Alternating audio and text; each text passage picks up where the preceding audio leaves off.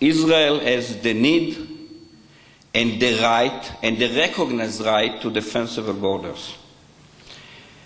Just look at the history, but if you want to be more convinced or convince other people, say, remember 242, the Six-Day War, and 242 resolution, we don't like it because they say Israel has to withdraw. But when they go and say to withdraw to which line, they don't say the 67 line. They say to withdraw to secured boundaries. Why so? Because everybody understands that the 67 line is not a secured boundary, is actually, let's call it the temptation line. Because this is actually the reason, or there is a lot of temptation. If you are along the 67 line, everybody will attack you. There is a big temptation to try and go for a zbeng and gamarnu and attack Israel. So they didn't say 67 line.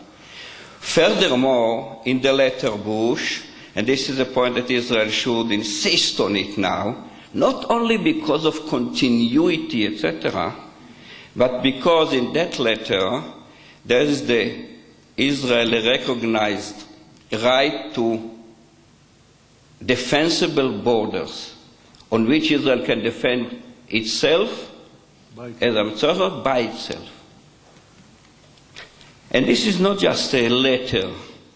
The two parties in the agreed on it, and it's easy to go backward and say, remember who signed on it? A young enthusiastic senator from New York called Hillary Clinton, an unknown congressman those days, Rahm Emanuel. They are all signed on it. They all signed it, and this is the right by the United States and by international bodies to Israel to have defensible borders. So where are those defensible borders? There are three issues that defensible borders should issue. One is strategic depth. The more there are ballistic missiles, threat of nuclearization, etc., the more you need strategic depth for everything, for deployment, for your alert, for your anti-missile batteries, etc., etc. Now, the average distance between the Jordan River and the Mediterranean Sea is 64 kilometers. Remember this number, less than 50 miles.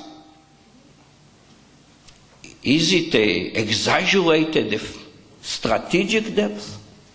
50, less than 50 miles? This is the minimal strategic depth. Point number two, we have to be ready to defend ourselves from an attack from the east. So for many years people say, what an attack from the east? This is a new Middle East. And there is not